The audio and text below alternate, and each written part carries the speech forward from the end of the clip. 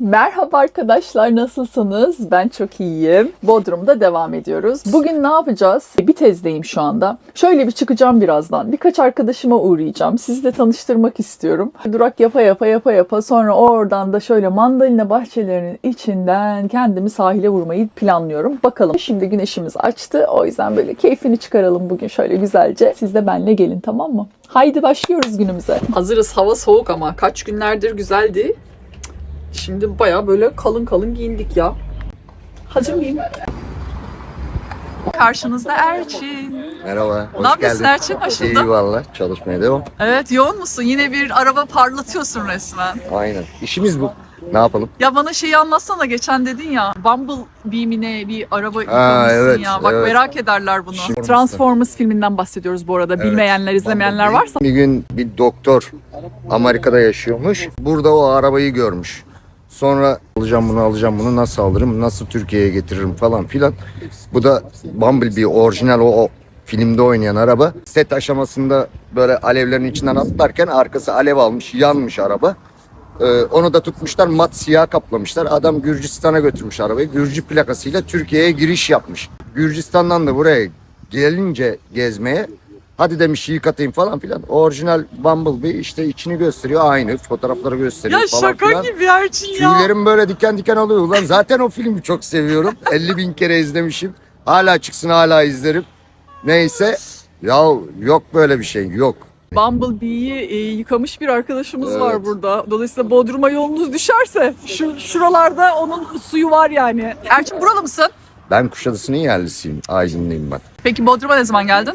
Bodrum'a 2014'te geldim ama daha önceleri hep iş için gelip gidiyordum. Aha. O 2014'ten beri de burada yaşıyorum. Bir tezde yaşıyorsun. Evet. Nasıl Bodrum? Seviyor musun? Güzel. Ha. Güzel. Bazı sorunları olsa da trafik olsun, yeraltı problemleri olsun. Geri kalan her şey çok güzel. Yani mükemmel bir yer yok zaten ama sonuçta Ya. burada mutlusun ki kaç senedir Tabii kalmışsın. ki de, tabii ki de. Çünkü bütün eşrafımız, ondan sonra arkadaşlarımız hepsi burada. Artık yavaş yavaş buralı olmaya yüz tuttuk bence. Harika. Ben şimdi Erçin'le ilgili bir hikaye anlatacağım. Erçin'le hikayem şöyle, bizim tanışmamız. Geldim buraya, karavanı çektim. Hemen daha kapıyı açar açmaz "Hey!" diye birisi bağırdı bana böyle aşağıdan. Evet. Allah dedim, yandık ya. Birisi gene gelecek bana buraya park etme, çık buradan diyecek. Ondan sonra bekle geliyorum dedi. Yandık. Neyse bir baktım Erçin elinde pıtı pıtı gelmiş. Elinde bir kahve. Hoş geldin dedi. Kahveyi verdi bana. Bildiğin yani misafirperverlik yapıyor. Bu kim ya? Bu Ayşegül. Ay Ayşegül mü? Ayşegül. Şuna bakar mısın? Çok tatlı. Çok akıllı bir şey ama bizim kuştan dayak yemeye devam ediyor tabii ki de. Bana kahve vermedin ama bu sefer. Tabii ki de hazır kahve hazır. Ha, hazır mı? Hazır. Tamam. Bir kahvemizi de içip ondan sonra bir sonraki durağa geçeceğiz. Tekrar kendisine huzurlarınızda teşekkür ediyorum. Ben Beni böyle teşekkür güzel ederim. güzel ağırladığı için Ne burada. demek? Ben de seninle tanıştığım için çok mutlu oldum. Her zaman da başımızın üstünde yerin var. İyi, teşekkür ederim. Bir de bir mandalinalar topladı bana geçen de. Of. Daha ne yapacaksın sen? Şimdi mandalina topluyor ya. Tabii canım. Bir de bunlar böyle özelmiş galiba değil mi? Küçük mandalinalar. Daha tatlı olur. Yani bir ömür yiyeyim diye topladı zannediyorum. Bak bu mandalinalar var ya, adamı bağımlı yapar. Ne yapacağım ben bu kadarını diyordum. Bitiririm ki ben bunları. Bitiririm yani. Ben bunların hepsini bitirdim. Daha var. Bak 3 günümü aldı. Şimdi bir ağacı çökerttik, geri kaldı 49 ağacımız. Onlara da bir gün yanaşırız. Bakın burada kim var? Ya tatlım tamam seni sevdik. Biraz da bak burayla ilgilensek. Efe. Kedi gibi miyavlıyor kediyle takıldığı için. Tüylere, gözlere bak. Kitlendi bana bak. Kameraya bakıyor. Size bakıyor arkadaşlar. Size bakıyor. İnceliyor sizi. Kimler bana bakıyor diyor şu an. Aynen öyle. Bu da kendini şaşırdı. İlle diyor beni sev diyor. Burada tilkişen diye bir ot varmış. Neydi o? Keçi boynuzu mu Yok, demiştin? kuşkonmaz Aman, kuşkonmaz. diye geçer normalde. Kuşkonmazın daha incesidir, daha lezzetlisidir. Çünkü kuşkonmaz dediğimiz şey üretim. Hani sera üretimi gibi olur. Ama bu normal doğalarda çıkan doğal bir ot. Dikenlerin içerisinde olur. Gayet de Baharda mı lezzetlidir. çıkıyor? Yazında var mı? Nisan'a kadar devam eder. Kışın da var o zaman. Kışın. mı? Özellikle Kışın oluyor Nisan'a kadar. Nisan'a kadar. Bana bir ballandırdı çünkü Erçin. Of. Böyle onu dedi yapacaksın, üstüne yumurtayı bir kıracaksın, Of. şöyle oluyor böyle oluyor falan. Zaten yapması çok basit bir yemek. Sadece içerisine soğan ve kendisini koyuyorsun. En son yumurtasını kırıp 5 dakikada sofraya koyuyorsun ama Onun böyle çıt çıt çıt elle koparırsın onu, taze fasulye gibi. Ha. Nerede katılaşmaya başladı orada bırakırsın, altına atarsın çöpe. Ha. Gerisini de kavurup işte 5 dakikada ağız tadıyla yersin yani. Tamam, bir gün beni tilkişen toplamaya götüreceksin o Tabii zaman. ki de. Burada çünkü dağlarda topluyorlar. Evet. Ondan evet. sonra da artık sen mi yapacaksın yumurtayı? Tabii Ben ki çünkü de. nasıl kıracağım onu Hiç tam anlayamadım, o problem otun neresinden tam yanlış ölçüde Böyle- kırmayayım. Taze yerlerini geziyorsun böyle, çıt çıt çıt çıt. Nerede sertleşti orada bırakıyorsun. Orada bırakıyorsun. Tabii. O taze yerlerini atıyorsun yumurtanın içine. Tabii ki de. Kavuruyor musun öncesinde Tabii. onu? Tamam. Soğanı kavuruyorsun, onu üstüne atıyorsun. Üstüne 5 atıyorsun. dakika daha pişirip ondan sonra yumurtayı kırdığında toplamda 8-9 dakika gibi bir sürede masada. Tamam peki. Zaten açım, karnım. Of, sağ ol.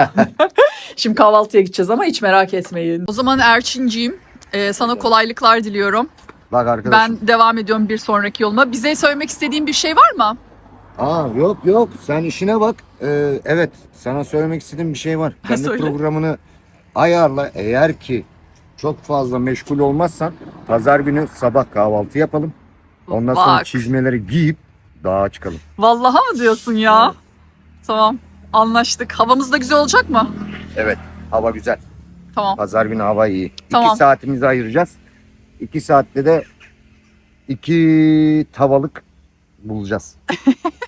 Tamam, anlaştık o zaman. Yumurtalar Haberleşiriz. Tamam, hadi görüşürüz. Yumurtalar senden. Yumurta benden ya. Tamam, ben yapacağım. Hadi bay bay. Devam ediyoruz. Şimdi Bites köy içindeyiz. Böyle bir köy içinde görmüş olalım. Size birazdan bayıldığım, böyle aşık olduğum bir ağacı göstereceğim. Az sonra. Buralar tabii dutluktu önceden. Özellikle pandemiden sonra bir sürü kafeler, işte restoranlar açılıyor etrafta. Ve burası bu hale geliyor. Normalde hiçbir şey yokmuş öncesinde. Ben de çok iyi bilmiyorum da burada yaşayan arkadaşlardan öğrendiğim bilgiler. Önceki videolarda boyasını yaptığım arkadaşlarım, bir gün öyle bir boyaya yardım ettiğim diyeyim. 9, onların yeri orası. Buralara yolunuz düşerse muhakkak kendileriyle gidin, tanışın. Nilgün, Demet ve Gülseren'le. Burası da yine çok sık geldiğim mekanlardan. Sahibi de inanılmaz tatlı bir kadın. Tabii bir yerde bir süre kalınca bir sürü kişiyle tanışıyorsun. Farklı bağlar kuruluyor yani. O yüzden çok, onun da ayrı bir tadı var benim için, çok seviyorum. Ağacıma geldik.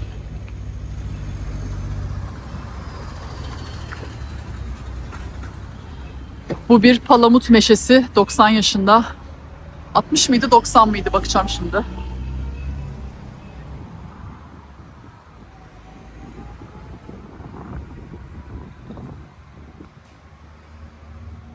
Evet, 90.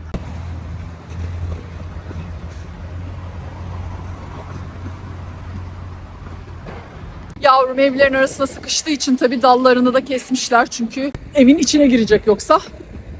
O yüzden çok da büyüyemiyor. Bu bölge tam merkezi köy içinin. Akşam çok kalabalık oluyor.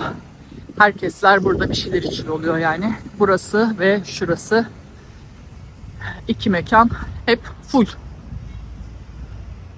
Küçük yerlerinde böyle bir güzelliği var. Herkes aynı yerlerde toplaşıyor. Şimdi köy içinin ara sokaklarına dalalım bakalım.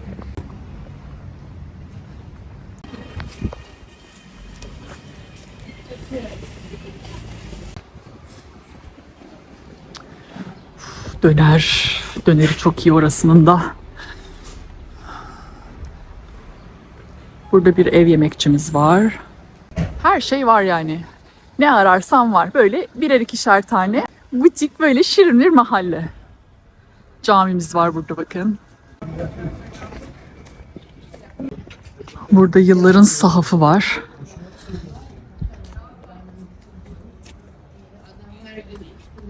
Ve benim mekana doğru yaklaşıyoruz yavaştan. Kahvaltısını çok seviyorum. Merhaba.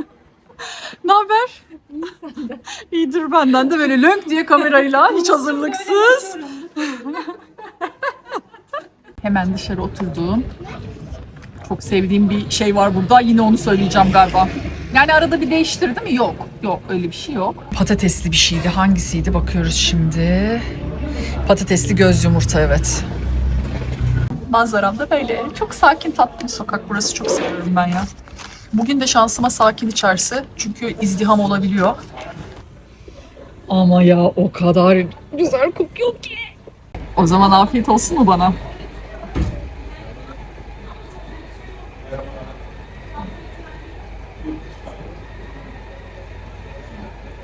Bu yumurtayı başka tür bir tavuk yapıyor bence. Çok lezzetli ya. Burada hummalı bir çalışma var. Şimdi sizi Selin'le, Gürkan'la ve Emre'yle az sonra tanıştıracağım. Bir sohbet edeceğiz. Fırsat bulabildik. Genelde yoğun oluyorlar çünkü. Bugün ama öyle sakiniz. Neden sakiniz sizce? Ramazan mı? Peki genelde böyle kahvaltıya falan mı geliyorlar? Bizim yoğunluğumuz 10 itibariyle başlayıp geç kahvaltı saat 3'e kadar devam edebiliyor. Ama akşama kadar açık mı burası? Kaça kadar 5'e açık? kadar açık. Sadece kahvaltı var değil mi? 3'e kadar aktif kahvaltı veriyoruz. 3'ten sonra verebilirsek veriyoruz. Yoksa sonrasında işte böyle çay kahve, böyle bir takım bize özgü Gördüm tatlılar onları var. ya. Yani şunlara bakar mısın? Buraya gelip günaha girmek garanti. 2 kilo alıp çıkıyorsun. Acayip lezzetli gözüküyorlar. Işık parlıyor. Çok net çekemiyorum ama. Şekersiz. opsiyonumuz Şekersiz. da var. Evet. Ha, Banana kilo bread- almazsın diyorsun. Banana bread çok sevildi. Rafine şeker kullanmıyoruz. Aha. İşte şekersiz bitter çikolata, muz, tamamen baldan tat alıyor. Aha. Tatlı. Seviliyor spor öncesi ve sonrası. Ha, Böyle. bak çok iyiymiş. Meşhur oldu banana bread. Tereyağı bize özgü falan. Of. Böyle bir bütün şeklinde misafir sipariş etti bunu. Bu tereyağı mı? Yani şu da sağlıklı mı diyorsun şimdi mesela? Bunun bu krema görüntüsü beni benden aldı yani. Yani ölçülü tüketirsek her şey sağlıklı bence. Ama bu da yine böyle oda sıcaklığına geliyor tereyağı. Çırpıyorsunuz 10-15 dakika bu. Profesyonel değilim. Pastacılık mikserleri olur. Hiç marka vermiyor. Evet aynen markasız. Yani orada çırpıyorsunuz ve böyle gittikçe krema açığa çıkıyor. Hava parçacıklarıyla gitgide kabarıyor ve yerken de daha böyle bulut gibi bir dokusu oluyor diyeyim. Kızarmış ekmekle beraber. Bunu evet şey değil mi yani kahvaltının yanına mı veriyorsun? Kahvaltının yanında belli tabaklarda var. Ekmek, marmelat, tereyağı tabağımız var. 2 çeşit ekmek yapıyoruz zaten. Bir çekirdekli çavdar var, ekşi mayalı ikisi de. Aha. Bir de normal ekşi mayalı somun ekmeği yapıyoruz. Ay yerleştik mi? Geliyorum birazdan ama önce bir şöyle göstermek istiyorum. Şimdi bu banana şeyimiz ekmek mi kek mi Banana diyorduk? Banana. bread. Banana bread tamam. Bir çeşit kek aslında evet. Muzlu Tamam. ekmek. Muzlu ekmek Bildiğimizde diyelim. Ama ekmek değil tabii ki kek. Tamam. Bu neydi bu arkadaş? Bu da tarçınlı çörek, cinnamon roll. İskandinav tipi. Bir Amerikan tipi vardır, tarçınlı çörek. Böyle kremalı. Bizdeki İskandinav tipi. Kuzey ülkelerine özgü tarçınlı çörek diyelim. Severek yapıyoruz, yiyoruz. İnsanlar da çok seviyor. Neden Kuzey Gürkan? Kuzey aşkı falan gibi hani çok büyük bir şeyimiz yok. Sadece bir dönem orada yaşadık ya. Ben bir sene işte Selin'de 7-8 ay orada yaşadı. Nerede? Kopenhag'da. Danimarka. Danimarka, Kopenhag'da yaşadık. Oranın basic tarzı bu. Şu an işte gördüğünüz gibi böyle orada bir tereyağı var. Çırpılmış tereyağı Çok var. hani sade bir haşlanmış yumurta, ekmek, peynir o kadar falan. Oraya özgü şeyler aslında. Yani biz yaratmadık bunları. Var olan şeyler.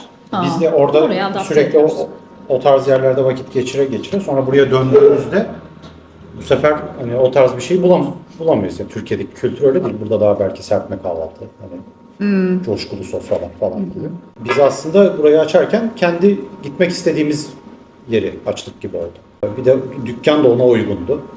Ya dükkanınız çok şirin. Sokaktan böyle direkt fark ediliyor girerken o Evet. dışarıdaki falan yani tasarımsal olarak da çok Köy şirin. Ellerinize içinde sağlık. ufak bir dükkan, 35 metrekare. Hani buraya böyle bir restoran yapamayız hayalimizdeki. O yüzden bu dükkan buna daha uygundu, bu konsepti. Biz de bunu şey yaptık. Peki Kuzey'i seçmende bir şey var mıydı? Yani özellikle Kopenhag mı istemiştin yoksa hayat mı oraya Şöyle götürdü? Ne oldu. oldu?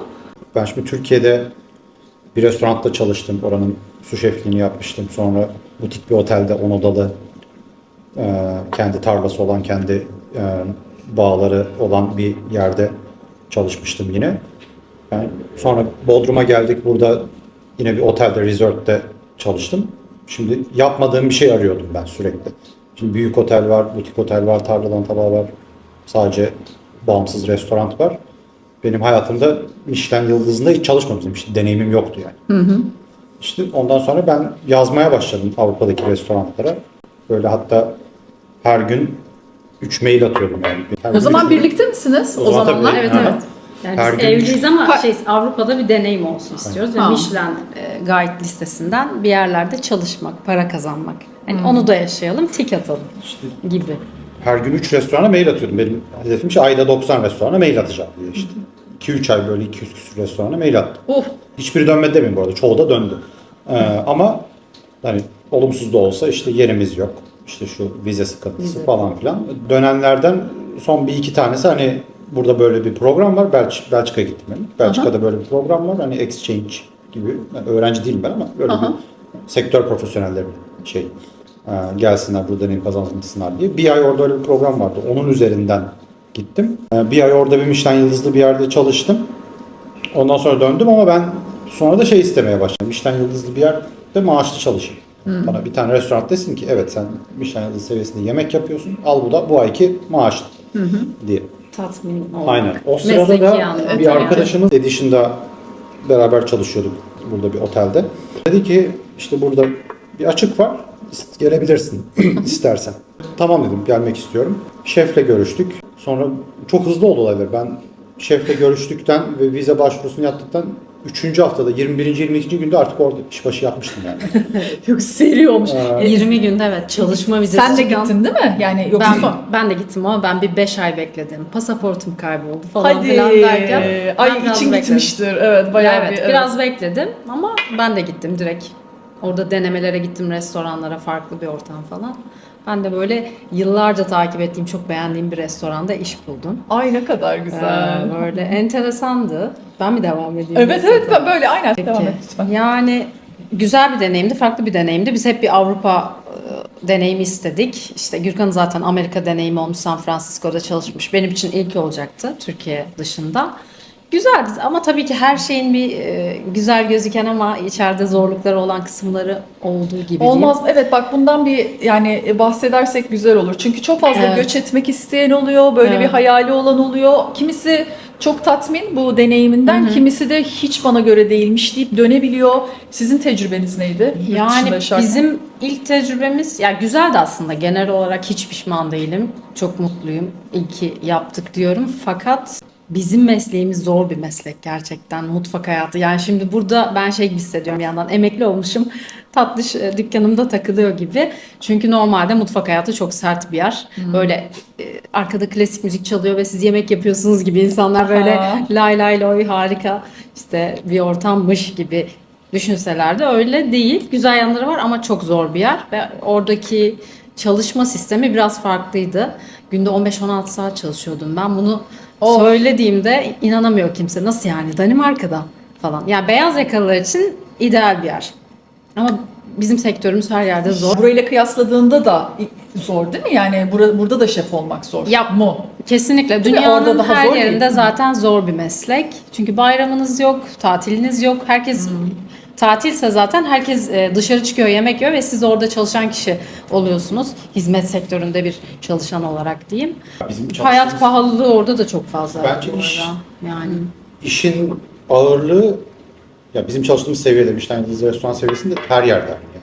Zaten biz dünyanın en mutlu, en artık böyle hayat şartlarının en iyi olduğu ülkesine Evet. gittik. Yani. Evet, Danimarka evet. öyle. Üçüncü Her ülke zaman yani. hep birdir, Üçte ikidir falan. yani. Yani orada bile 12-14 saat çalışıyorsun ama bu o seviyede o öyle. Her yerde öyle yani. Yapacak bir şey yok. Normalde Ya gidip- evet, yok. normalde bir otelde çalış hani o kadar kusursuz olunması gerekmeyen bir ya da bir kafede falan orada yine rahat rahat çalışıyorsun haftada 37 saat. Peki bu şef olma arzunuz kaç yaşınızdayken buldu sizi de böyle bir yoğunluğa girdiniz, ya da bu hayal varken bu kadar yoğun olacağını biliyor muydunuz? Üniversiteden gelen bir şey mi? Ondan da bir bahsederseniz. Yani okul ismi verelim mi? Doğru oluyor Tabii mu? tabii verebilirsiniz, sorun değil. Tamam, okey. Yani ben tamamen farklı bir bölüm okudum. Üniversitede işte Rus dili ve edebiyatı. Hep Peki. filoloji işte İngilizceden sonra falan bitirdim ve çok da istemeyerek de olsa sırf diplomam olsun diye ailem tarafından da biraz hani bitir diye ısrarla bitirmiş oldum. Sonrasında hep bir mutfağı sevdiğimi biliyordum. Bir eğilimim vardı. Yemek pişirmek işte orada giriyorsun, bir şey yaratıyorsun vesaire. Ama tabii ki o işin zor kısmını o an bilemiyorsun. Bu MSA gibi, USLA gibi okullar var. Ben USLA'ya gitmiştim. Sonrasında tabii bir staj ortamı, belli bir eğitim alıyorsunuz. 4 ay. Sonra 4 aylık bir staj ve direkt o hayata girmiş oluyorsunuz. Orada başladım. Yani tamamen kendi çabalarımla aslında böyle. Bravo ya, ben bunu da çok takdir ediyorum. Çünkü insan genelde bir yola girdikten sonra o yolu değiştirme cesaretini çok gösteremeyebiliyor. En temel sebebi de bu kadar emek verdim. Kaç yıl okudum, Evet. ettim neyse yani. Bir farklı bir yolda giderken onu Evet, değiştirmek. evet. Ya Çok evet, bu güzel bir arada şey. o 5 sene benim aklımı çelebilirdi. Bu kadar okumuşum, Tabii. bu işi yapacağım diye, ama asla istemedim. Yani kendimi bir beyaz yakalı gibi göremedim hiçbir zaman. O tarafı da çok sevdiğim ve eğilimim olduğu için ben oradan yürümüş oldum. Memnunum. Çok zorlukları var ama zaten ne kolay ki yani. Yani O yüzden. evet, tamamen kolay bir iş yok galiba. Yok Yani galiba. sonuçta bir de Kolaylık mutfakta aranıyor. kendin orada üretiyorsun. İnsanların bence şef olmanın öyle bir güzelliği var ya. Yaptığın şeyi karşındaki birisi Evet. böyle bir lezzetle, iştahla yiyor ya. Onun o halini, yüzündeki Evet. değişimi görebilmek. Evet. Ya umarım hala fark edebiliyorsunuzdur bunu yoğunluktan, çünkü belki Tabii. hani o Tabii kısmı- yerken biz hemen Öyle gözümüz mi? kulağımız burada yani. Beğenmediniz mi? Bir şey mi var falan. Ha, yok o yüzden değil falan. Hani hemen açıklama yapıyor insanlar. Değil mi? Ya önemli tabii ki, hizmet sektörü günün sonunda hani, ama Evet, keyifli. evet. Sevmezseniz yapamazsınız, imkanı yok. Senin nasıl oldu Gürkan? Ben küçükken annemle babam ayrıldı. Ben annemle kaldım. Şimdi bir ev ortamı var. İşte annemler, teyzemler. Hepimiz aynı evde yaşamıyoruz. Aynı şehirde yaşadığımız için buluşuluyor. Ve mutfak var. Mutfağın ortasında masa var. Mutfakta oturuyoruz, yemek yiyoruz. Sonra masa kaldırılıyor. Çay koyuluyor. Muhabbet mutfağı. Akşam yatana kadar mutfakta. Hani hadi şimdi salona geçelim ve bir ailecek film izleyelim ya da ne bileyim şey falan yok öyle bir. Hiç kilo durumunuz yok ya. Yani o şey olmuyor mu bu? Ya yok, çok yenmesinden değil de yani yine nasıl diyeyim, mutfakta vakit geçirmek Ha, bir durumu o var. seviliyor Kahvaltı yani. mesela atmosfer kahvaltı yapılıyor. konusu mutfak. Kahvaltı yapılıyor. Ondan sonra işte çaylar, böyle şeyler. O daha kaldırılmamış kahvaltı sofrasında bir yarım saat, bir saat sohbet ediliyor. Sürekli mutfakta vakit geçirdim ben çocukken. İşte yemeğe yardım et, hadi oğlum salatayı da sen doğra, işte onu da sen yap falan derken öyle başladı o mevzu. Sonra Küçük bir şef yetiştirdi anne farkında olmadan yani. ya sonra ben de üniversitede lojistik okuyordum. O zaman bizim bir balık üzerine bir işimiz vardı. Gümrükte çok işimiz oluyordu. Sen de lojistik oku gibi bir durum oldu. Üniversitenin birinci senesi, daha işte hazırlığı bitirdim. Birinci sınıftayken o şirket devam edemedi. Ama ben de o şirket... Boşa lojistiğe girmiş oldu. Yok, ben seviyordum da zaten. Çünkü zaten o işlere ben koşturuyorum hep şirkette. Bir koşturmacayı da seviyorum. Şuraya gidelim, oradan o iş yapalım, oradan o bitsin, öbür tarafa geçelim falan. Mutfak böyle bir ortam. Otellerin de mutfağına girip çıkıyordum, balık veriyordum, şey yapıyordum falan. Mutfakta böyle tavalar, tencereler, ateş havada, o ona bir şey diyor, o ona bağırıyor falan. Dedim ne kadar eğlenceli ortam ya. Ne kadar eğlenceli. Gerçekten. Aynen, biz Kimisi oturuyoruz kaçar, yani. ben görsem kaçarım Biz, mesela biz, kaos. biz ofiste oturuyoruz öyle iş bitince, akşam evde falan filan. Orada bayağı bir aksiyon var yani. O da hoşuma gitmişti. Şirketin devam etmemesi vesile oldu yani. Ben de Ya, kaldım ortada. evet. Ondan sonra zaten seviyordum. Mutfak okulu, oradan profesyonel mutfağa girdim yani. Kaç senedir şefsiniz diyebiliyoruz? 15 Ben senede. 2014'te girdim ilk defa 13 mutfağa. sene galiba. Yani 2014, 12 12 seneye koşuyorum. artık. 12 sene. Benzer zamanlarda Aha, aslında. aynen. 2014. Ben 15. eğitimimi sonradan almıştım sadece. O vesileyle mi tanıştınız peki? Yani bir Evet. mutfakta mı karşılaştınız mesela? Evet, Nasıl? ben stajyerdim. Gürkan'ın çalıştığı restoranda. Orada çalışıp Canım çömez yiyordum. gittin oraya böyle stajyer stajyer. Orada Hemen başladım. kapatmış orada Gürkan. Sonra işte o gün bugündür. Birlikte Güzel, pek güzel kızım. güzel tabii. Stajyer gelince hemen böyle herkesin kolları sıvamıştır, erken davranmış. Peki Bodrum'a geliş hikayeniz, yani normalde nerelisiniz ikiniz de? İstanbul'dan geldik. Yani İstanbul'da doğma doğmuşum büyüme. ama daha çok İzmir, Antalya, İstanbul, bu üç şehirde büyüdüm. Tamam, büyük şehirlerden geldiniz. Evet, Peki Bodrum'da ne kadar oldu? Git Altı gel sene. yaptık bir yandan. Herhalde bir 4 dolu 4 Dolu sene. dolu 4 5 sene. sene. Nasıl peki? Yani nasıl buluyorsunuz Bodrum'da yaşamı? Yani- Mutfaktan çıksak yaşayacağız diye.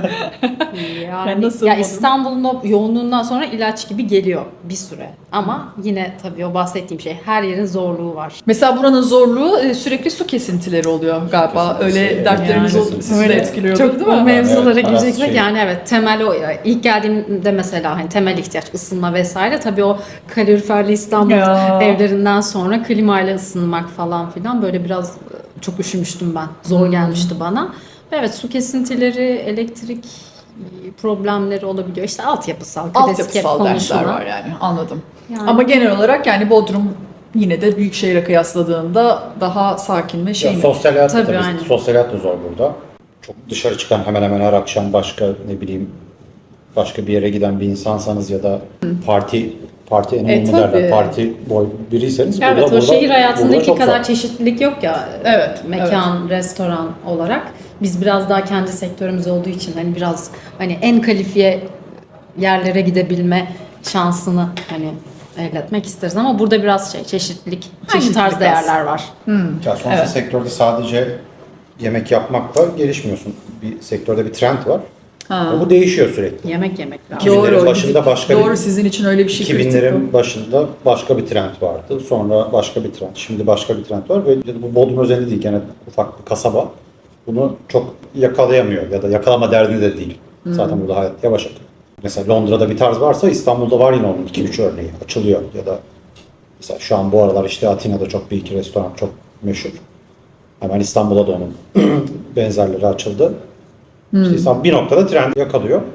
Bodrum'da biz onlara gidemiyoruz, göremiyoruz. Siz kendi trendinizi belki. Biz de Ya gitmek o da- istediğimiz o- dükkanlar yapma niyetindeyiz şu an sadece. Harika. Yani Ya devam ikinci edebilirse. ikinci İkinci bir bir- açma şeyimiz Ha, var. Bodrum'da hedefimiz açacağız. var Evet, evet. Bodrum'da. Ne yapacak? Klonlayacak mısınız kendinizi? Nasıl olacak o? Yani.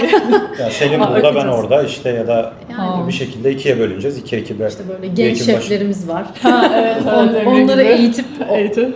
standartizasyonu Aynen, onlar bize- bozmadan. Zincir gibi bir şey mi yoksa başka Orta bir akşam konsept? yok. Akşam Akşam yemeği yok. olacak. Öyle zincirleşme gibi bir büyüme değil de böyle lokal butik, Daha tatlı. daha Evet ufak ya. mekanlar. Ya küçük mekan iyidir. İnsanlar Evet. Abent'e de geldiğinde hemen şey diyorlar.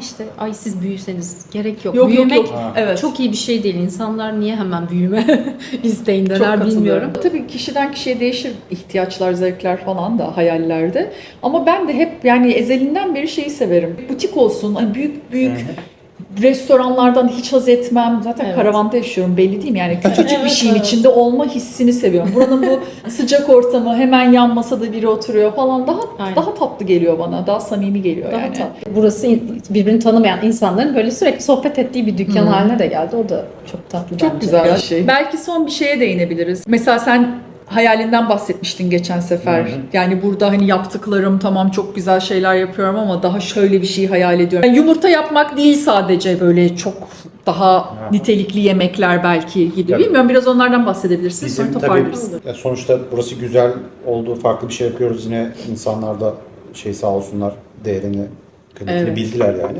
Gelen bir şey zannediyor önce.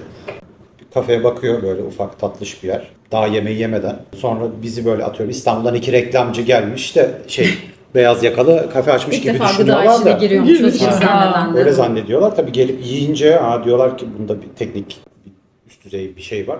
Bunu bu arada basit bir yumurtayla bile insanlara böyle bir farkındalığını yaratmak o güzel bir şey. Çünkü yumurta pişirmek Hayır, kolay yumurta- gibi Ya zannediyoruz. Ama gerçekten çok teknik Hani bir basit- şey. Ben ilk hatırlıyorum, buraya geldim, Rasim getirmişti beni, burada yaşıyor arkadaş. Burada kahvaltı çok güzel falan. Ben de daha yeni dakika bir, yani bir gün önce gelmişim, hemen geldik. Dedim yumurtayı bu ne, nereden alıyorsunuz siz ya yumurtayı? O kadar lezzetli gelmişti gerçekten. Yine bugün de çok güzel yani. Yani Ellerinize misafirler de sağlık. sonra işte siz şefsiniz de yani bunlar çok iyi yemekler, iyi tabaklar falan gibi. Yani bunu yumurtayla bunu insanlara anlatabilmek güzel ama tabii bizi mesleki açıdan tatmin etmiyor. Biz yani biraz daha istiyoruz ki akşam ortamı olsun. Alevler çıksın yemeğin ortasından Ya, falan. Şölenmiş oldu. O da değil de yani böyle daha nasıl diyeyim, Şey gibi. ya biraz böyle bir ürünlere işlemler uygulayabileceğimiz uzun süreli, biraz daha teknik olarak kendimizi tatmin edebileceğimiz işte uzun süren soslar ya da ne bileyim. Ya illa o olması gerekmiyor bu arada ama biraz daha yemek yani işte yapmak istiyoruz. Biraz yani yaratıcı yine işte Londra'da, Paris'te yeni nesil diyelim. Bir Yeni de nesil burada yemek. da yemek ortamı Bodrum'da çok kısır yani sürekli.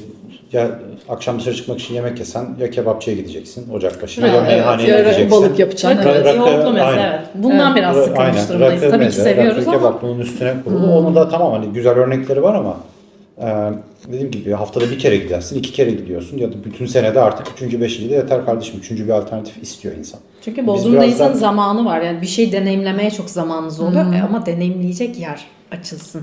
Ve tabii ki bir yandan şeye değinmek istiyorum. Sürdürülebilir olsa keşke, çok fazla tamam bir yandan ekonomi de zor ama açılıyor, kapanıyor falan. Bu da biraz üzücü. Yani umarım böyle Ufak- mekanlar açılsın ve en az 3 sene 5 sene devam Ya edebilsinler. o da çok önemli. Çok güzel bir şey söylüyorsun. Benim mesela Kocaeli'de ailemin yanına gittiğim zaman gittiğim böyle bir İskenderci var.